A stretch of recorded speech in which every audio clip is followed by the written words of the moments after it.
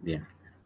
Bueno, entonces como les decía, vamos a arrancar con el tema de fisiología digestiva. Este tema tiene por ahí algunas cuestiones de fisiología veterinaria que yo las voy a pasar por alto, si bien van a estar en el Power, más que nada para que ustedes tengan como una referencia, pero yo voy a hacer hincapié en los temas que a mí me interesa que ustedes sepan, que son, digamos, los más útiles para nutrición. Yo sé, obviamente, que en su carrera ustedes eh, la parte de fisiología veterinaria no la ven con mucho detalle, entonces eh, no vamos a explayarnos tanto en algunas cuestiones como son la regulación hormonal, la regulación nerviosa de la fisiología digestiva, sino más que nada lo que me interesa es que ustedes sepan dónde, en qué sitio del sistema digestivo se produce la digestión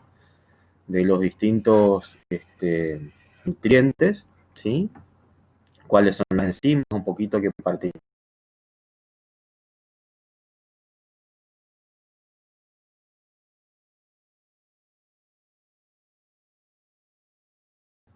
en cada uno, y más que nada eso, ¿sí? Y las enzimas que participan.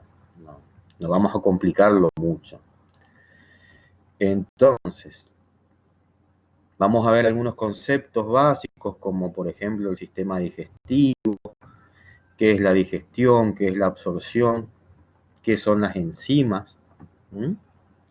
Y, y bueno, vamos a trabajar acá básicamente con el monogástrico. ¿Se acuerdan que ya cuando hablamos de la fisiología del rumiante, la fisiología digestiva, obviamente los rumiantes se diferencian de los otros animales monogástricos por la presencia de sus preestómagos, pero después, a partir de los preestómagos, el rumiante se comporta como un monogástrico, o sea que también las apreciaciones que vamos a utilizar acá en cuanto a la digestión también se aplican, cuestiones básicas se aplican también a los rumiantes. Este, por un lado, el sistema digestivo que comienza en la cavidad bucal y finaliza en el ano, con su serie de, de segmentos o sectores, ¿sí? Como ser, ya sea cavidad bucal, esófago, estómago, intestino delgado e intestino grueso, y las glándulas anexas, como ser el páncreas, el hígado, las glándulas salivales, eh, conforman, digamos, un órgano bastante complejo, cuyas funciones principales son la digestión, que ya vamos a ver en qué consiste la digestión, obviamente también la absorción de los nutrientes, el transporte ya sea de los nutrientes o del alimento ingerido, tiene también una función endocrina, eso quiere decir que presenta una síntesis de hormonas y también de enzimas, ¿sí? Síntesis y secreción de esas sustancias, y también tiene una función inmunológica, ¿sí? Está muy relacionado también bastante relacionado con la inmunidad, más que nada porque también presenta, o sea, tiene una activa función inmunológica, porque el sistema digestivo representa una entrada al organismo, entonces tiene que tener una buena barrera inmunológica. Sí, eso en cuanto a funciones. Nosotros vamos a centrarnos básicamente en lo que son la digestión, ¿sí? Y la absorción de los nutrientes. Vamos a ver un poquito en qué consiste el proceso de digestión, ¿sí? Nosotros igual ya habíamos hablado algo de digestión cuando vimos el tema de digestibilidad. ¿Se acuerdan que decíamos que no es lo mismo digestión que digestibilidad? Decíamos, digestión es un proceso y digestibilidad es una característica del alimento. En este caso es el proceso en el cual, eh, acá dice partículas del alimento, pero en realidad son los nutrientes, van a reducirse en tamaño, ya sea tamaño físico, como en complejidad química. ¿Para qué? Para que sea más fácil o para que estén preparados, digamos, para el siguiente proceso, que es la absorción de esos nutrientes, ¿sí? Entonces, un proceso de disminución o reducción de la complejidad, tanto tamaño físico como en complejidad química, ¿sí? Moléculas complejas y de gran tamaño o peso molecular se transforman en moléculas más simples, ¿sí? O se descomponen, porque no es que hay una transformación, sino una ruptura, básicamente, de las moléculas, ¿sí? De los nutrientes en sus unidades más básicas y estructurales.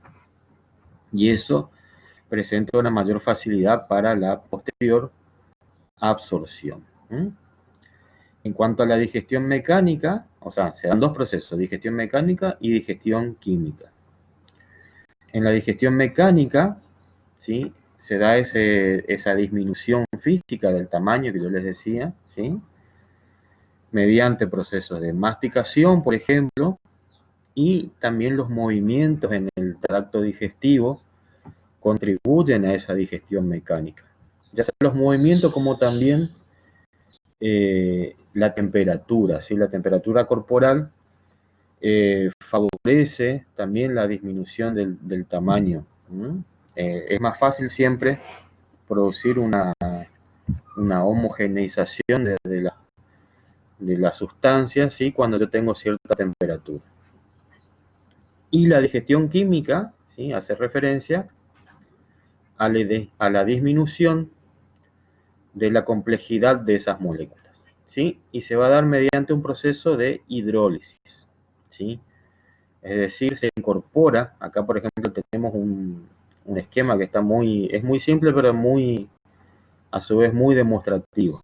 Yo tengo el sustrato, ¿sí?, que va a ser el nutriente, en este caso es maltosa. La maltosa es un disacárido, para los que no se acuerdan, un disacárido compuesto por dos moléculas de el monosacárido glucosa, ¿sí? En la digestión química participan los otros componentes que hoy mencionamos un poquito, que eran las enzimas. Las enzimas son catalizadores químicos que se van a unir al sustrato, son específicos, por eso tiene acá esta conformación donde encaja perfectamente el sustrato. Las enzimas funcionan bajo el concepto de llave cerradura, ¿sí? Tienen una especificidad para determinado sustrato. Se unen a su sustrato, debilitan el enlace, ¿sí? Y acá justamente en este enlace ocurre la incorporación de una molécula de agua. Por eso el proceso que ocurre es una hidrólisis. Se incorpora una molécula de agua, se rompe el enlace y se libera el producto de la digestión, que en este caso son dos moléculas del monosacárido glucosa, ¿sí? Y este es el producto que se va a absorber a través de la mucosa del epitelio intestinal, ¿sí? Eso es básicamente lo que ocurre en el proceso de digestión, entonces. Es una ruptura de los enlaces químicos que unen a esas unidades estructurales de los nutrientes. Esta ruptura se da por acción de las enzimas que trabajan bajo el concepto de especificidad sobre el sustrato, ¿sí?, con la idea de llave cerradura, ¿sí?, debilitan y rompen el enlace incorporando en el mismo acá una molécula de agua, ¿sí? Por eso es un proceso de hidrólisis, liberando el producto final. Y fíjense que no es que hay una transformación, porque en realidad se rompe el sustrato, se rompen las uniones, ¿sí?, y se liberan las unidades estructurales. Para mí personalmente, o sea, en mi criterio, digamos, no hay una transformación.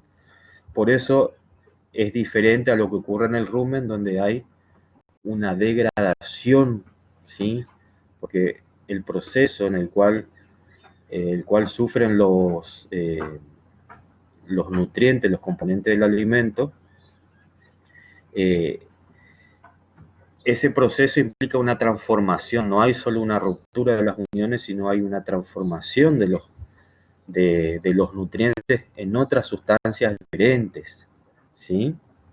Si bien, obviamente, a partir de las proteínas que, por ejemplo, ingresan al rumen, se generan nuevas proteínas, pero pasa por todo un proceso de transformación y reconversión de esos componentes, ¿no? Pero bueno, no nos compliquemos, quedémonos con este concepto de digestión, ¿no es cierto?, de disminución de la complejidad química. La absorción posteriormente a la digestión, ¿sí?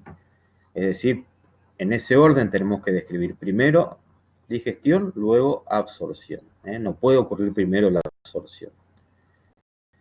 Entonces, una vez ocurrida la digestión, ¿sí?, esos productos de ese proceso, de ese fenómeno, ingresan al torrente circulatorio, ¿sí?, a través del proceso de absorción. Es decir, atraviesan el epitelio intestinal, ahí tenemos unas células especializadas, ¿sí?, atraviesan el epitelio, ¿sí?, y pasan al torrente circulatorio.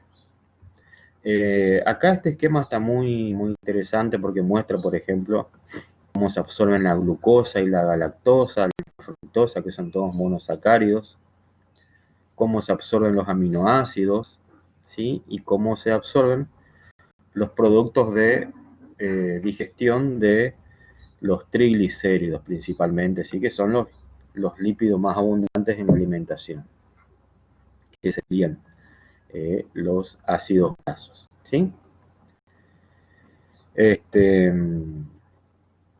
Bueno, después continúa. En realidad con los fenómenos de absorción, no es necesario que ustedes sepan, obviamente si los quieren estudiar, los quieren leer a los distintos fenómenos o mecanismos de absorción para los diferentes nutrientes, está bien. Yo no les exijo que sepan esto, qué mecanismo utiliza cada nutriente, porque ya es muy específico y no hace o sea, no tiene obviamente todo está relacionado a la nutrición, pero vamos a la parte práctica aplicada, no hace la diferencia el conocimiento de los mecanismos de absorción, ¿sí? Sí, por lo menos que sepan dónde se absorbe cada nutriente, eso sí. Continuando con los sectores o segmentos del sistema digestivo, tenemos en un primer lugar la cavidad bucal, el primer sector o segmento donde se produce, por un lado, el inicio de la digestión mecánica, ¿sí?, mediante la masticación. La masticación va a ser variable de acuerdo al tipo de especie que estemos hablando. También se produce la formación del bolo alimenticio, es decir, ese alimento que fue preparado, ¿no es cierto?, masticado con la ayuda de la lengua, se forma un bolo que es el que va a ser ingerido y luego transportado.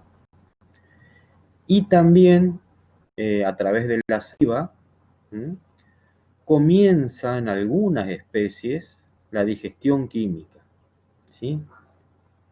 En algunas especies. ¿Por qué digo algunas especies? Porque no todas tienen las enzimas digestivas encargadas de comenzar esta digestión química.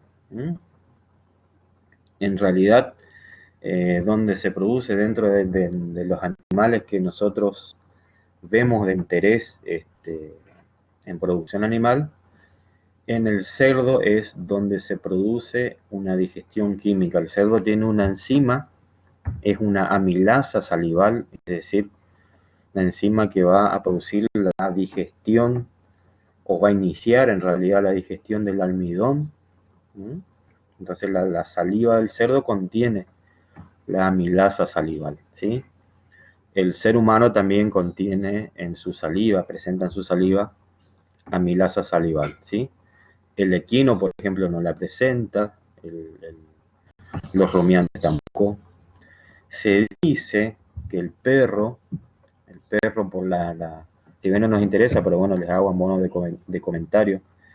El perro por la convivencia con el ser humano, vieron que muchos perros comen pan, comen arroz, comen fideo, con la convivencia con el ser humano ya hace miles de años, estaría evolucionando, ¿sí? Y en algún momento va a tener también la presencia de esta enzima en su saliva. Y si nos ponemos a analizar por qué el cerdo tiene esta enzima y por ejemplo no otros animales, y bueno, justamente el cerdo es un omnívoro, es un animal omnívoro que en su alimentación ya evolutivamente incluye alimentos que contienen almidón, mientras que por ejemplo un equino, un conejo, ¿sí? En cuya dieta no está presente naturalmente el almidón en grandes cantidades, no, no presenta esta enzima. ¿Mm? Entonces acá que en la boca, en la cavidad bucal, comienza la digestión de los carbohidratos. Y básicamente, o principalmente, básicamente en realidad, el carbohidrato almidón. ¿Sí? Continuamos hablando un poquito de la saliva. La saliva tiene como función, o sea, tiene varias funciones, ya vimos una de ellas que era la digestión a través de la amilasa salival, ¿sí? La digestión del almidón, básicamente. También tiene una función de humectación, ¿sí? Tanto de la cavidad bucal como del alimento que es ingerido.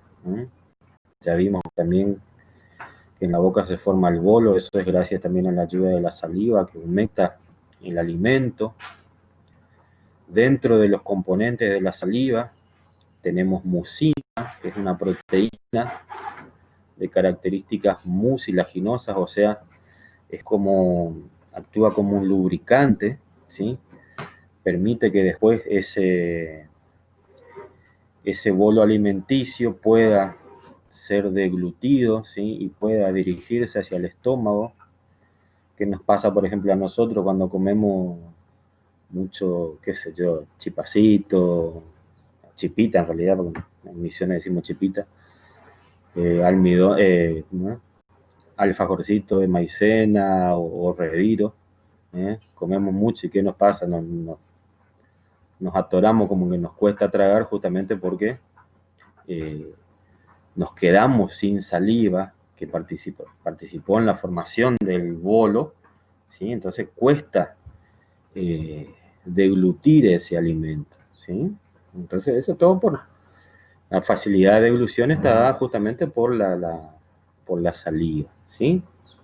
Tiene también enzimas antibacterianas, ¿sí? O sea, tiene una cierta actividad antibacteriana porque justamente es una entrada, un ingreso de agentes extraños al organismo, entonces tiene que tener un sistema de defensa. Y también, por ejemplo, si bien no es una función, bueno, esta antibacteriana tampoco es una función digestiva, también participa en el enfriamiento evaporativo, por ejemplo, en el perro, también en las aves. Si bien en las aves la producción de saliva es inferior porque no mastican, pero sí cumple el ave, por ejemplo, las aves no forman el bolo alimenticio, sino que tragan el alimento sin masticarlo, pero cumple funciones de humectación, de lubricación. Y el enfriamiento evaporativo es simplemente la función de pérdida de temperatura, de calor, ¿no es cierto?, a través de la evaporación de la saliva, del agua de la saliva. Eso permite una refrigeración, un enfriamiento del cuerpo. Por ejemplo, el perro y las aves presentan, o sea, prácticamente no tienen glándulas salivales, no tienen ese mecanismo de enfriamiento del organismo a través glándulas salivales, perdón, glándulas sudoríparas. No tienen ese mecanismo de enfriamiento a través de la transpiración. Entonces, uno de sus mecanismos es esa evaporación, se produce a través de la cavidad bucal por la saliva. Pero bueno, esas son funciones que no tienen nada que ver con la digestión. En los rumiantes tiene una gran importancia la producción de saliva, por un lado hay un gran volumen de producción, un gran volumen, se producen en término medio hasta 150 litros de saliva por día, fíjense qué cantidad de saliva se produce. Esa gran cantidad de saliva que se produce aporta agua al rumen, ¿sí? Para mantener ese contenido de líquido ruminal, un gran aporte de agua. También en la saliva hay bicarbonato, ¿sí? Que cumple una función de tampón, es decir, regular el pH del rumen a través del bicarbonato presente en la saliva, ¿sí? Y por otro lado, como ya lo habíamos visto en esa recirculación o reciclado del nitrógeno no proteico, ¿sí? La saliva participa entonces en ese aporte de nitrógeno no proteico al rumen, ¿sí? Para la síntesis de proteína por parte de los microorganismos. Siguiendo con los segmentos o sectores del tracto digestivo, tenemos el estómago. En este caso, ¿se acuerdan que dijimos que los rumiantes también presentan un estómago verdadero? Que es ya sea el llamado estómago verdadero, cuajar o cuajo. Es decir, que a partir de acá la vaca también se comporta como un monogástrico. Las funciones del estómago son, por un lado, almacenamiento del alimento. Se produce una mezcla del alimento con las secreciones gástricas. Ahora vamos a ver un poquito cómo están compuestas esas secreciones. Cumple una función de regulación del pasaje de su contenido al intestino delgado, es decir, que como que va graduando el pasaje para no producir un atascamiento o que mucho contenido pase sin ser digerido y absorbido en el intestino, entonces va regulando el pasaje para una digestión y absorción más eficiente, y se produce en el estómago digamos, se inicia la digestión de otro de los nutrientes de los alimentos, ¿sí? O sea, acá también hay un fenómeno de digestión, tanto mecánica como química, ¿sí? Mecánica por los movimientos que les mencioné hoy, eso tiene un activo movimiento el estómago, ¿sí? Ese movimiento produce una mezcla de los alimentos, ¿sí? Y también una cierta ruptura de las partículas, ¿sí?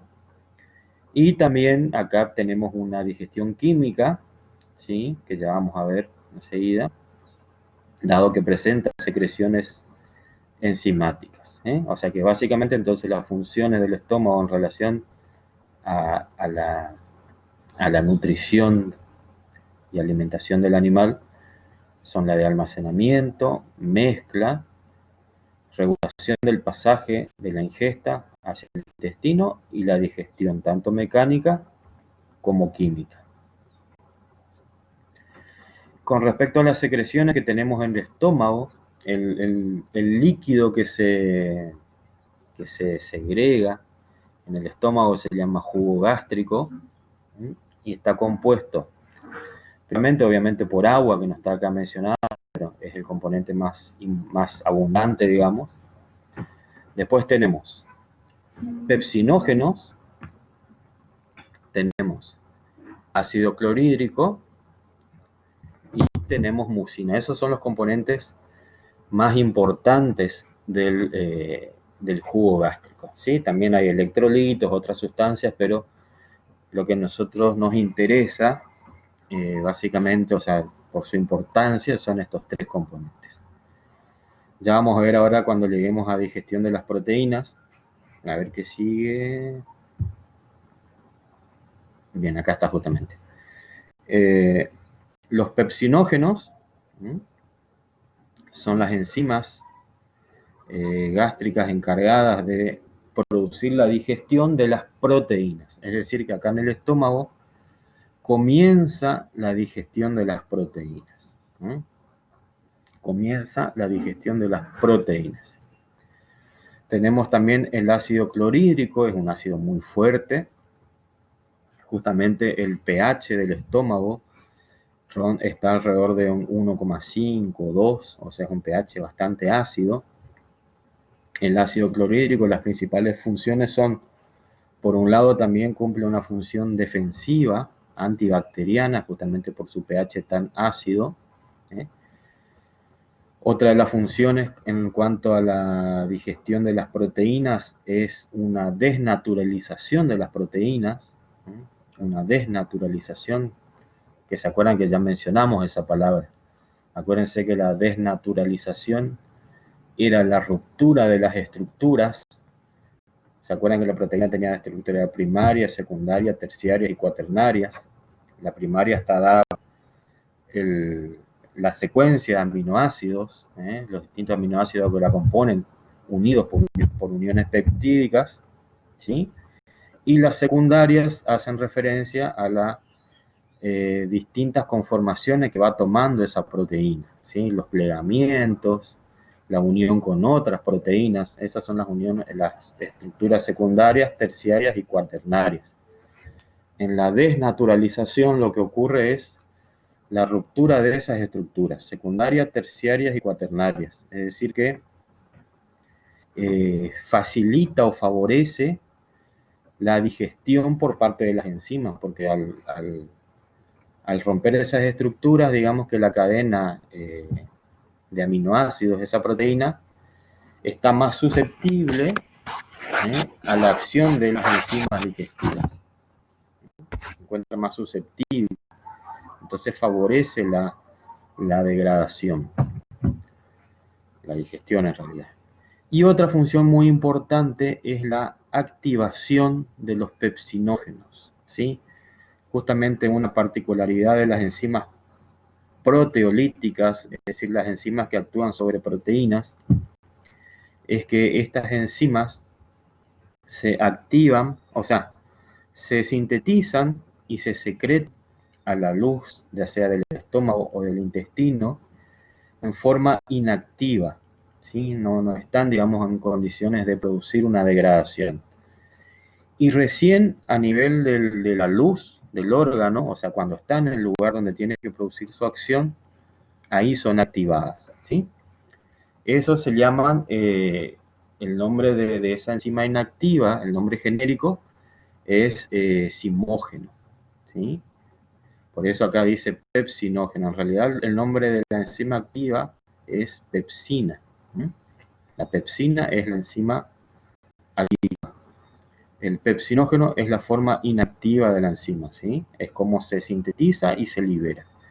Y justamente el ácido clorhídrico lo que hace es activar este pepsinógeno y transformarlo en la forma activa que es la pepsina.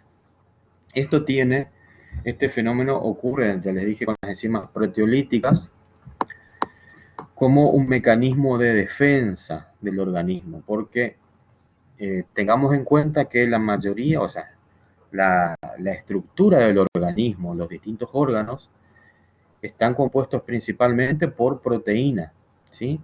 Si yo tuviese almacenado en el organismo, en las distintas células o glándulas, una enzima proteolítica activada, esa enzima produciría una autodigestión, una autodegradación del órgano o de la célula que lo está almacenando. Entonces, como forma de defensa para que no haga ningún desastre esa enzima, que no haga una autodigestión, se la tiene inactiva. Es como tener a un tigre dormido, ¿sí? Y cuando lo liberamos a la selva, ahí se despierta y hace su desastre, digamos. Eso ocurre también, ahora vamos a ver, en el intestino, ¿sí? Es decir, están inactivas para evitar la autodegradación u autólisis de las glándulas u células, y se activan una vez llegada al lugar de la digestión donde tiene que actuar, ¿sí? Y por último, la mucina actúa como protector básicamente de las paredes del estómago, justamente ante este señorcito que es el ácido clorhídrico, ¿sí? Y también la pepsina cuando se va a activar, ¿sí? La mucina forma una capa que reviste eh, las paredes del estómago y lo protege de la acción tanto del ácido clorhídrico como de la pepsina. Justamente, entonces, en el estómago se va a producir, mediante la acción enzimática de la pepsina, una hidrólisis de las proteínas, ¿sí? Comienza la digestión química de las proteínas, ¿sí? Acá, este es un esquema de qué es lo que ocurre a nivel de intestino delgado con respecto a los procesos digestivos o de hidrólisis, tanto de glúcidos, de proteínas como lípidos. Estos son los tres nutrientes que van a ser, digamos, degradados, digeridos en el tracto digestivo, los glúcidos, las proteínas y los lípidos. Los otros nutrientes, como ser los minerales y las vitaminas, se absorben como tales, ¿sí? Y el agua también se absorbe como tal. Con respecto a ver qué tengo en la siguiente.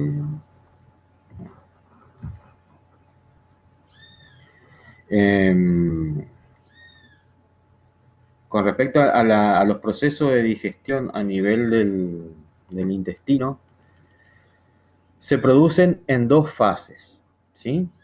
Una fase luminal, yo tenía por ahí, ahora después creo que está el esquema que les puse, una fase luminal que ocurre, o sea, fase luminal de digestión química o enzimática, que ocurre en la luz intestinal, ¿sí? La luz hueco, digamos que ocurre más que nada en el centro de ese hueco, ¿sí? Del intestino, del intestino delgado.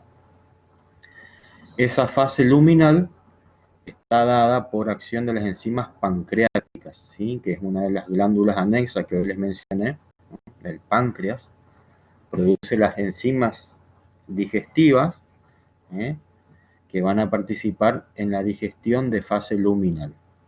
Y después tenemos una fase membranosa, o parietal también se la llama, una fase membranosa o parietal, que ocurre, digamos, inmediatamente en contacto con las paredes internas del intestino, es decir, la mucosa intestinal, la capa más interna, es decir, la capa que está en contacto con la luz intestinal, es la mucosa del intestino delgado, se llama mucosa.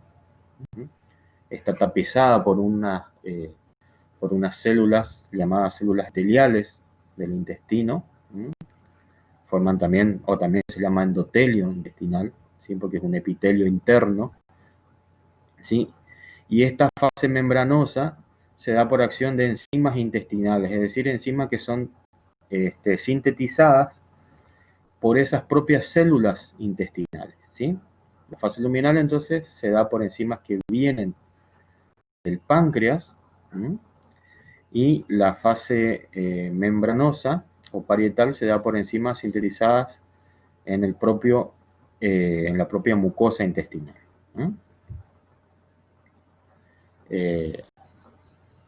Comenzamos ahora con la digestión de los diferentes nutrientes, ¿sí? Arrancamos con los hidratos de carbono. Primero, antes de avanzar, o sea, yo les había dicho, acá si bien hablamos de digestión en intestino delgado, la fase renal también se da tanto en estómago como en la cavidad bucal, en el caso de aquellos animales que tienen enzimas para producir esa digestión, ¿eh? Como tenemos acá, por ejemplo, la fase luminal en la boca. Pero bueno, primero vamos a hablar de los principales carbohidratos presentes en la dieta de un monogástrico y obviamente que son, vamos a mencionarlo, y que son digeridos, ¿sí? Tenemos el más abundante e importante de todos, el almidón, ¿sí? Que es el polisacárido que está compuesto por las unidades estructurales que son ¿cómo es? El monosacárido glucosa. Después tenemos otros componentes de la dieta que son los carbohidratos, son básicamente los disacáridos, como por ejemplo la fructosa, la sacarosa, la lactosa, ¿sí? Esos son los principales carbohidratos presentes en la dieta. La maltosa también puede estar presente, ¿sí? Pero bueno, la maltosa proviene del almidón. Entonces, con respecto a la fase luminal, como ya habíamos mencionado, en aquellos animales que presentan amilasa salival como el cerdo, ¿sí? Comienza una pequeña digestión del almidón.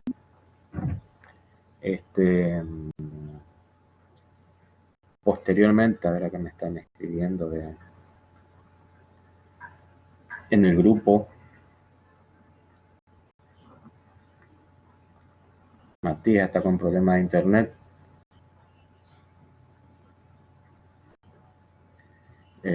Igual, de todas maneras, después el video yo les paso, así que lo tienen disponible. Entonces, la digestión del almidón comienza en la cavidad bucal por la amilasa con aquellos animales que tienen esa enzima, ¿sí? Y luego continúa a nivel intestino, ¿sí? Por acción de la amilasa pancreática, ¿sí? Es decir, a nivel de la luz del intestino, el páncreas vuelca al intestino la amilasa pancreática, que es la que produce, digamos, la mayor parte de la digestión del almidón. Eso como fase luminal. Entonces, en cavidad bucal, ¿sí? En el cerdo, por ejemplo, y después sí, en el resto de los monogástricos, en todos los monogástricos, a nivel intestinal por acción de la amilasa pancreática. Y como fase parietal, ¿sí? Tenemos enzimas que están asociadas a la membrana de las células intestinales y a la membrana plasmática, ¿sí? Y esta digestión parietal ocurre solo a nivel del intestino delgado. Acá tenemos un esquema de qué ocurre con esos componentes de la dieta. No sé por qué acá cuando yo cargo el Power en la aplicación, en la plataforma me saca la palabra del grafiquito. Pero acá tenemos los principales componentes entonces de la dieta, o sea, los principales hidratos de carbono. Tenemos la sacarosa como disacárido, la lactosa también como disacárido.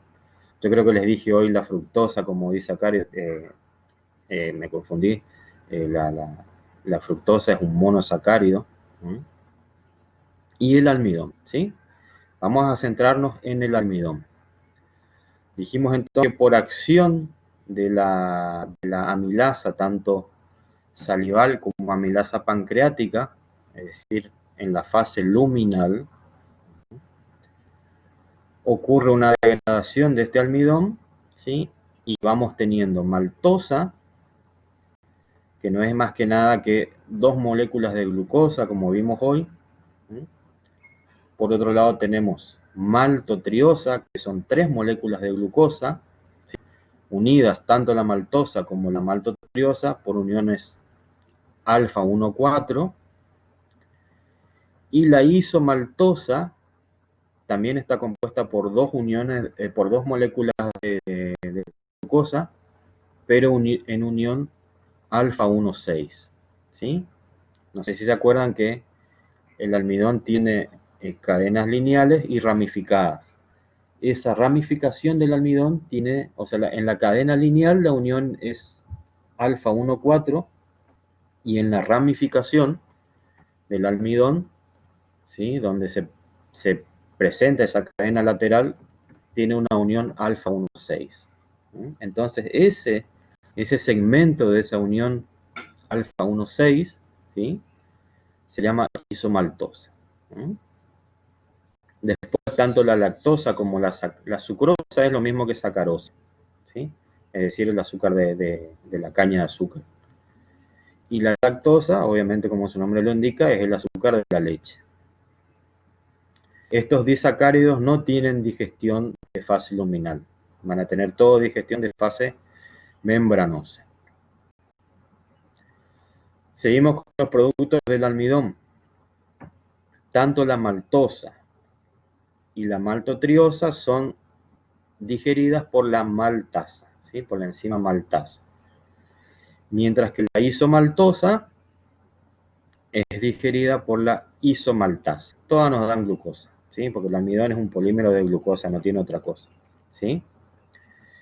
Entonces, producto final de la digestión del almidón, la glucosa, que es la que se absorbe a través de las paredes del intestino delgado. Por otro lado, tenemos la lactosa, ¿sí? Que en la fase membranosa, por acción de la lactasa, nos da sus dos monosacáridos, que lo componen, que son la glucosa y la galactosa. Es decir, que la lactosa tiene dos monosacáridos que la componen, ¿sí? Dos monosacáridos diferentes, glucosa y galactosa, que son los que se liberan como productos finales de la digestión y se absorben. Mientras que la sacarosa o sucrosa, ¿sí? Por acción de la sacarasa o sucrasa, nos da glucosa, una molécula de glucosa, ¿sí? Y otra de fructosa, ¿sí? Que son también las que se van a absorber a través de las paredes del intestino delgado. Este es otro esquema nomás que muestra qué es lo que pasa con la digestión, no se ve muy bien, pero qué es lo que pasa con la digestión de los carbohidratos. Vamos a pasarlo nomás. Acá está, fíjense, el páncreas con la liberación, la síntesis y liberación de la amilasa pancreática que va a actuar sobre el almidón.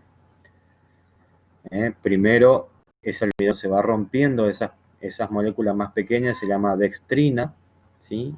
Y luego, como producto final, nos va dando glucosa, que es la que se va a absorber.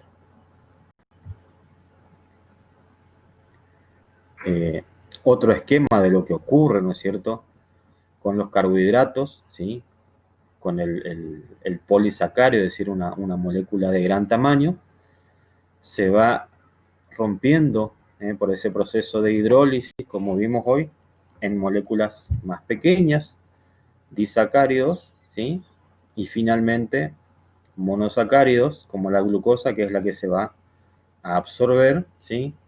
Primero ingresa a la célula, al enterocito, ese nombre tampoco les dije, el enterocito, y luego pasa a sangre, ¿sí? Pasa a sangre para circular. Acá está el dibujito que yo les decía, ¿no es cierto? La fase luminal se da acá en el centro, ¿sí? En el seno de la luz intestinal, gástrica, de la cavidad bucal. Y la fase membranosa, que solo se da en intestino delgado, se da en contacto con la membrana, ¿sí? Vamos ahora a la fase, a la digestión de las proteínas, o sea, las fases de la digestión de las proteínas, ¿sí? Vimos recién entonces los carbohidratos. Vamos a ver qué pasa con las proteínas. También tenemos la fase luminal, que va a arrancar, en este caso, en el estómago, por acción, ya vimos, de la pepsina, ¿sí? Y luego continúa en el intestino por acción de las enzimas pancreáticas, ¿sí? Entonces esa es la fase luminal de la digestión de las proteínas. Es decir, si ustedes tienen que describir dónde ocurre la digestión de las proteínas, la digestión ocurre en el estómago y en intestino delgado. Mientras que la fase parietal, ¿sí?, ocurre por acción de peptidasas, ¿sí?, que se encuentran asociadas a la membrana del epitelio intestinal, la membrana plasmática y de las células, de los enterocitos, ¿sí? Y ocurre solo a nivel de intestino delgado. En esto no vamos a extendernos mucho, tampoco les quiero complicar con cuestiones de pH, todo eso, pero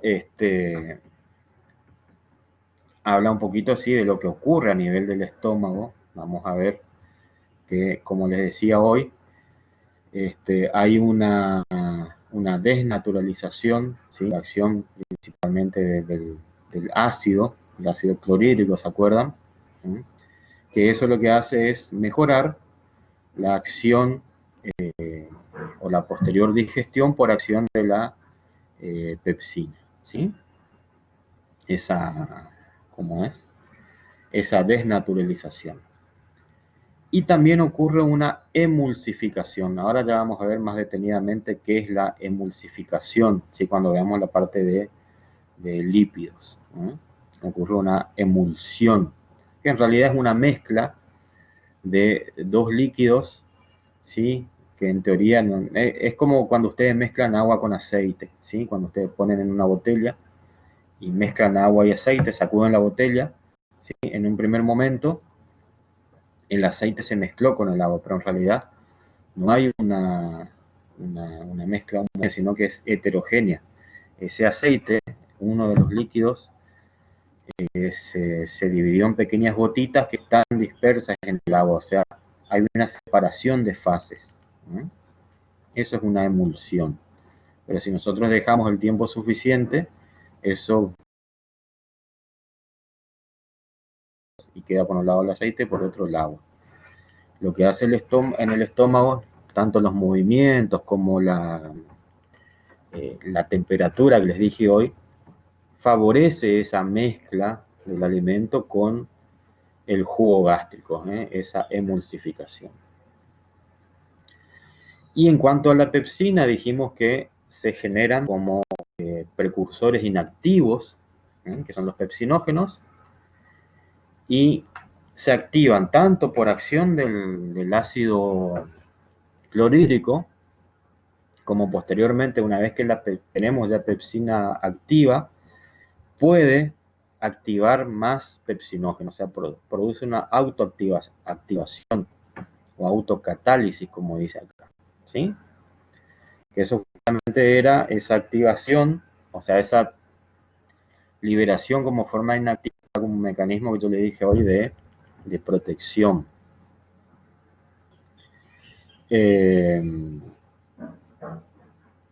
En cuanto a la regulación hormonal, no vamos a centrarnos en esto, no nos vamos a complicar, pero sí me interesa destacar esta otra parte, este otro concepto, que nos dice que solo determina, con respecto a la digestión gástrica de las proteínas, un 10 a un 15% de la digestión de las proteínas, ¿sí? O sea que no es un proceso esencial con respecto a la digestión de las proteínas, ¿sí? La parte más importante de la digestión proteica se da en el intestino delgado, ¿sí? Acá en el estómago simplemente comienza la digestión de las proteínas, pero no es un proceso esencial o vital para la digestión de las mismas. Ahora sí pasamos al intestino. Acá también tenemos la acción de proteasas que se liberan como forma inactiva, ¿sí? Células simógenas del páncreas que producen esos simógenos, esas enzimas inactivas, que luego se van a activar a nivel de de la luz intestinal. Ahora ya vamos a ver enseguida cómo es el proceso de activación, ¿sí?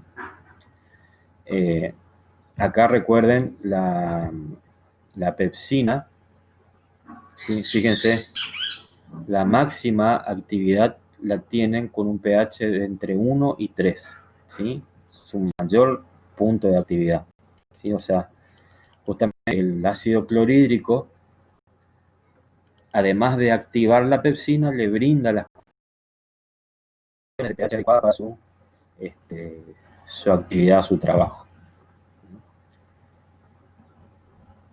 En cambio, a nivel intestinal, estas proteasas pancreáticas actúan a un pH neutro, o sea, aquí cambia completamente el pH, incluso se un alcalino alrededor de un pH de 8, ¿sí? Que es donde van a actuar esas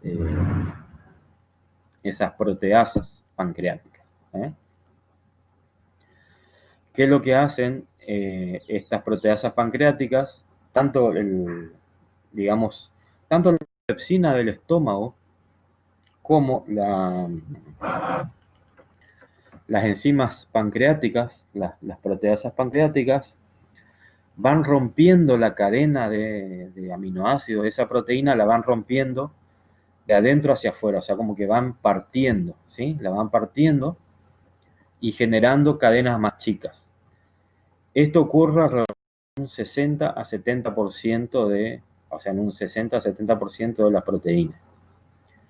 Y aminoácidos libres se producen alrededor de un 30 a 40% por acción de estas proteínas. Es decir que la principal acción de estas proteasas es ir rompiendo la cadena en cadenas más chicas, ¿sí?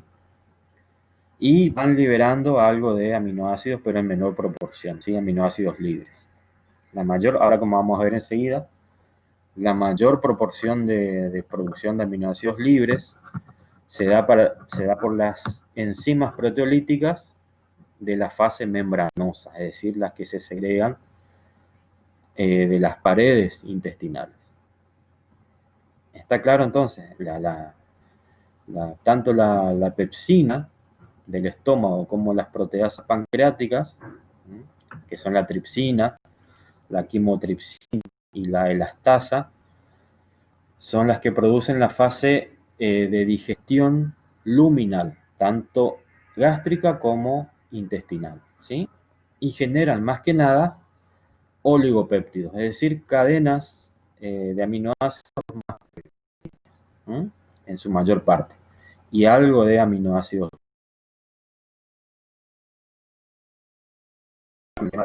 de los factores hormonales, no nos preocupemos por eso. Acá está un esquema que por ahí nos explica un poquito mejor, ¿sí?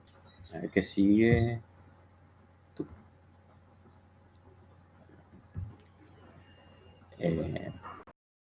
Vamos a ver acá con el esquema, ¿sí? Esto sería acá a la izquierda una cadena proteolítica, ¿sí? Una serie de aminoácidos. Acá tenemos las tres enzimas proteolíticas pancreáticas que van a actuar a nivel luminal, como ya dijimos. ¿Y qué es lo que van haciendo? Van rompiendo la cadena, van rompiendo la cadena proteica en cadenas más pequeñas, ¿sí? Cadenas más pequeñas. Y posteriormente, acá tenemos un ejemplo de enzimas que van a actuar a nivel de la fase membranosa. Se van liberando ya, también actúan, digamos, rompiendo la cadena, pero básicamente lo que van a hacer es liberar aminoácidos, ¿sí? Actúan sobre esta cadena, ¿sí? A nivel de los extremos, ¿sí? Actúan básicamente a nivel de los oligopéptidos. Obviamente pueden actuar en la cadena completa de la proteína, ¿sí? Pero su acción es más eficiente cuando yo tengo cadenas más pequeñas. ¿Por qué? Porque estas enzimas proteolíticas actúan en el extremo, o sea, van liberando de a un aminoácido. Es como el Pac-Man, ¿sí? Que va comiendo las pelotitas. Lo mismo van haciendo estas enzimas.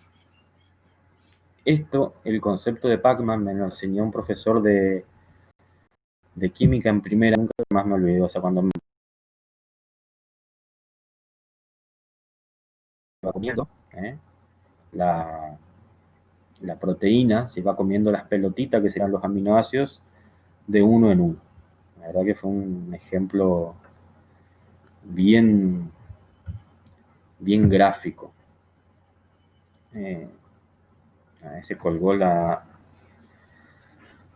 Se colgó la plataforma, no me está dejando pasar. No sé si me están escuchando. A ver, alguien me puede confirmar si me escucha. ¿Se escucha? Mm, Sí, por ahí veo No, que se corta nomás,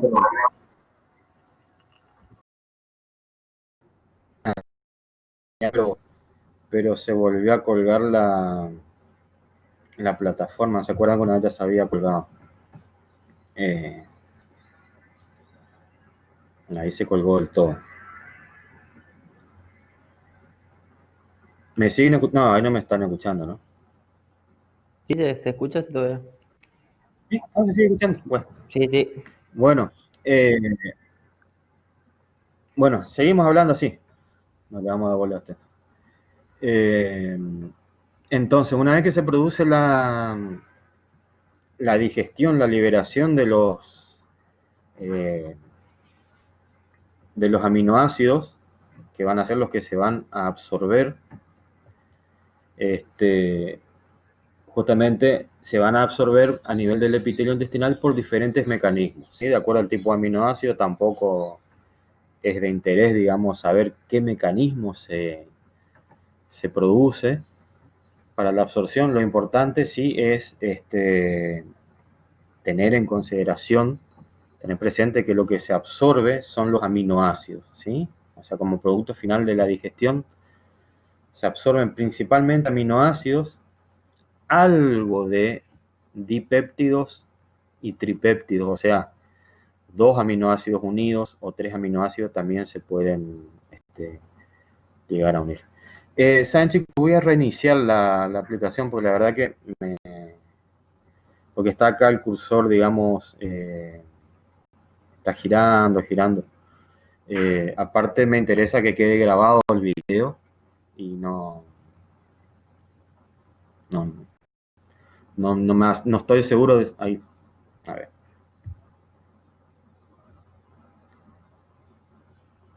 a ver, a ver. Voy a reiniciar, ¿saben? Y ya, porque se me está cerrando la ventana, todo un quilombo.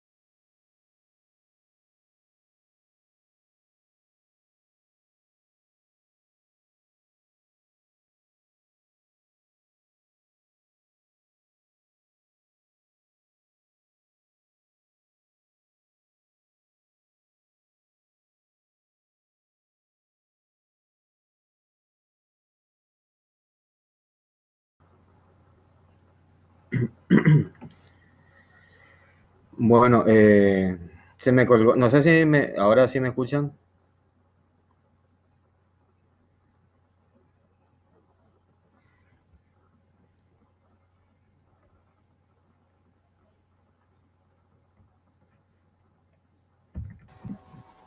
Sí, profe, se le escucha. Ah, perfecto, perfecto. Se me había colgado la computadora, así que disculpen, pero igual parece que siguió grabando después. Bueno, de última, si no grabó bien, después vuelvo a hacer el video para pasarles. ¿Tuvieron con alguna otra materia problemas así de que se cortaba o sea, que se colgaba la plataforma o no? Porque en el grupo de profesores yo había escuchado así, un par de profesores comentaron, digamos, que tenían problemas con la plataforma. Por eso, no sé, yo para reportar, digamos, que está habiendo problemas de corte, porque se cuelga directamente, se cuelga. Así que bueno, sigamos. Estábamos hablando entonces de que ese producto final de la digestión de las proteínas, que son los aminoácidos, son los que se van a absorber. Se absorbe algo de dipéptidos, que son dos aminoácidos, o sea, una molécula compuesta por dos aminoácidos, o tripéptidos, ¿sí? Pero ya en menor medida. Y proteínas enteras muy rara vez se absorben, o sea, prácticamente no se absorben proteínas enteras. Justamente si se absorberían proteínas enteras generarían reacciones alérgicas. Es más, justamente las alergias alimentarias se da por gran parte por la absorción de proteínas. ¿Sí? En el único caso que se da fisiológicamente la absorción de las proteínas enteras es en el recién nacido, cuando, no sé si escucharon hablar del calostro, que es por así decirlo, es la primer leche que produce la madre, que contiene los anticuerpos, que justamente son proteínas. En el calostro, la función principal es transmitir esa inmunidad de la madre a los hijos, ¿sí? Y justamente se produce a través del sistema digestivo, ¿sí? El recién nacido tiene todavía un epitelio intestinal permeable a las proteínas, lo que permite que esas proteínas sean, cuando ingresan al intestino, sean absorbidas enteras. Y todavía no tiene activo su sistema enzimático, es decir, que no están actuando las enzimas proteolíticas, porque si no romperían todo el anticuerpo y ya al animal no le sirve como anticuerpo, sino que simplemente va a absorber aminoácidos. Entonces, en esa condición particular que se da en el recién nacido es donde únicamente se absorben proteínas enteras. Esto no me interesa que lo sepan, es muy, ya muy fino. Bueno, acá un esquema de lo que ocurre entonces con las proteínas, ¿sí? A nivel de salud intestinal, ¿sí? Es esa digestión de las proteínas generando oligopéptidos, ¿sí? Los cuales en contacto la pared del enterocito, ¿sí? Por acción de las enzimas de la fase membranosa, ¿sí? Peptidasa de membrana, se generan aminoácidos, ¿sí? Y algunos péptidos más pequeños, ¿sí? Pero fíjense que principalmente lo que más se absorben son aminoácidos que pasan a sangre. ¿Sí? Sangre portal dice acá porque justamente a través de la vena porta, así se llama vena porta, lleva la sangre del intestino al hígado, que es el encargado de procesar los productos de la digestión. Otro esquema de lo que pasa, ¿no es cierto?, lo que vimos recién, moléculas grandes se van degradando en moléculas más pequeñas, ¿sí? Y también se produce la digestión de fase membranosa de estas moléculas más pequeñas.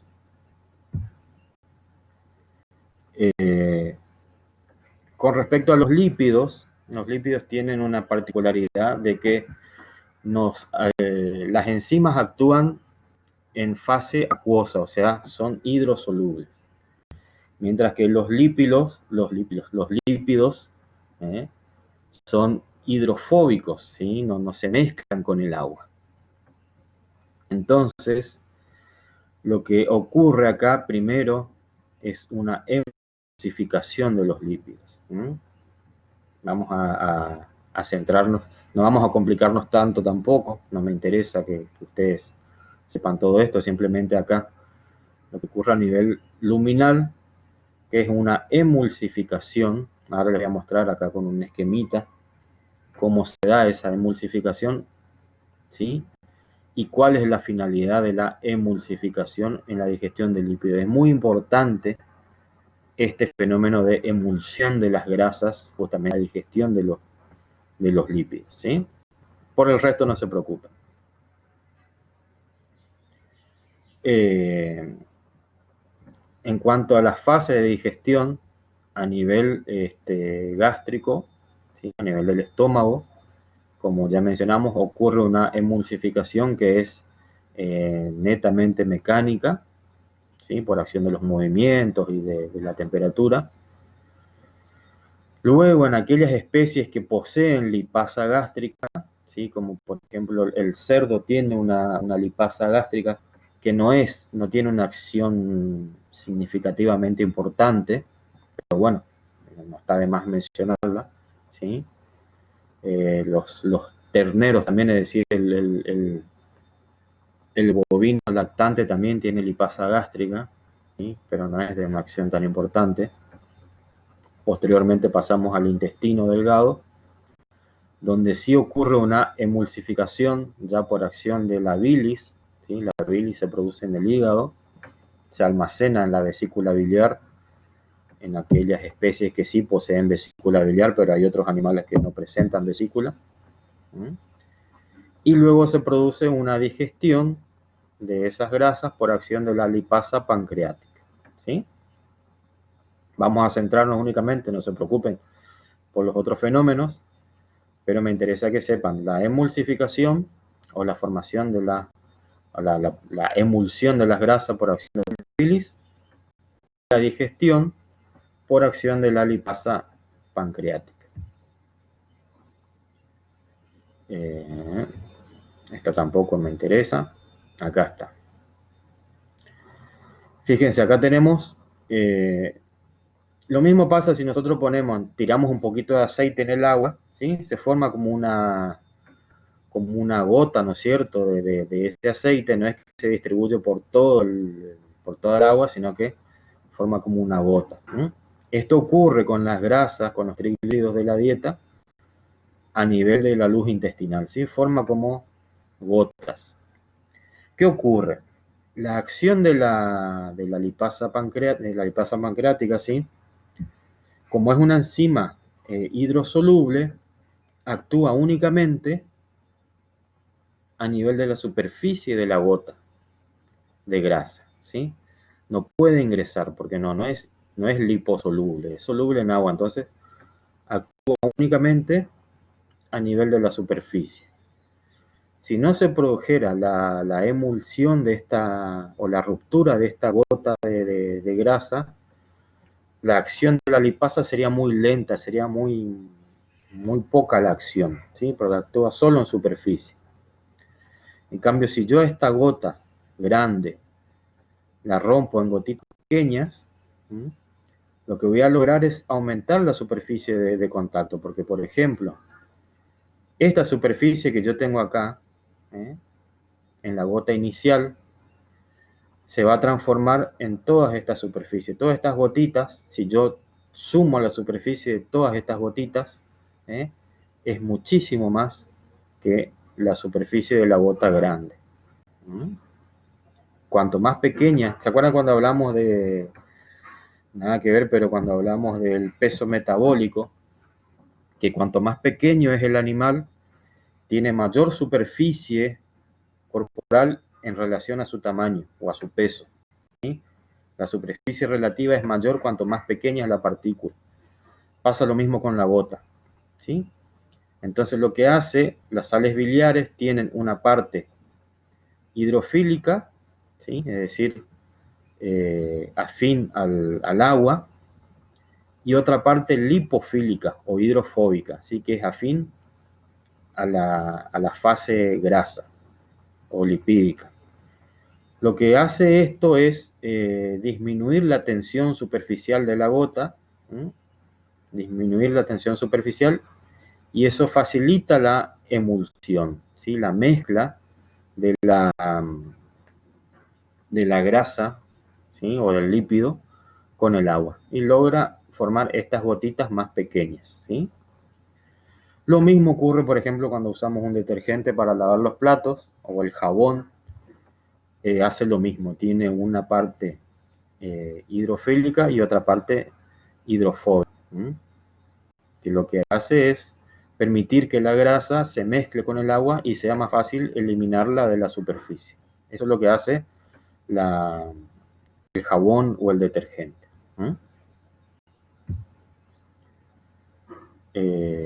A ver, esto tampoco me interesa que lo sepan. Tampoco. Acá es otro esquema de lo que pasa con la gota de grasa grande, ¿sí? Fíjense, esto es muy interesante lo que nos dice acá, que en el estómago la acción del calentamiento y del mezclado da lugar a la formación de glóbulos líquidos de grasa, ¿sí? Después lo que hace y también permite una cierta emulsificación. Y luego, por acción de la bilis, ¿sí? Se rompe esta gota grande o glóbulos de grasa en gotas más pequeñas, ¿sí? Esto básicamente es lo que ocurre por acción de la bilis, ¿sí? O sea que su función sería permitir básicamente una mejor acción o mejor trabajo de la lipasa gástrica. Esto sería el esquema, lo que ocurre, ¿sí? Lo que recién vimos con la digestión de los lípidos. No me interesa tampoco que sepan tan a fondo lo de las micelas y todo eso. Con respecto al intestino grueso, ya vamos llegando al último sector del sistema digestivo. En el intestino grueso ya terminan los procesos de digestión y absorción de nutrientes, a excepción de absorción de agua y electrolitos. Pero en el intestino ya no hay absorción de carbohidratos, en el intestino grueso. No hay absorción de carbohidratos, no hay absorción de proteínas, ni de lípidos, ¿sí? Lo que ocurre únicamente, como dice acá, una operación de agua y electrolitos, ¿sí? O sea que lo que ocurre es que la materia fecal, las heces, se van volviendo más, o sea, ya el contenido se va transformando en la materia fecal, ¿sí? Por recuperación de agua y electrolitos, y se va volviendo más espesa, ¿sí? En los herbívoros, ¿sí? Continúa así una degradación de bueno, también acá en carnívoros y en omnívoros hay presencia de microorganismos en el intestino grueso, y se produce, sí, fermentación de aquellos componentes factibles de ser fermentados, como algunos carbohidratos que llegan al intestino grueso también son fermentados, como hablamos nosotros, por ejemplo, de los oligosacáridos. ¿Se acuerdan cuando mencionamos los factores antinutricionales de la soja? Esos oligosacáridos que no fueron degradados y por lo tanto absorbidos a nivel de intestino delgado, llegan al intestino grueso y por acción de esos microorganismos son fermentados y se producen gases, ¿sí? Que generan malestar en los animales. Estos microorganismos también en herbívoros continúan con la degradación de la celulosa, ¿sí?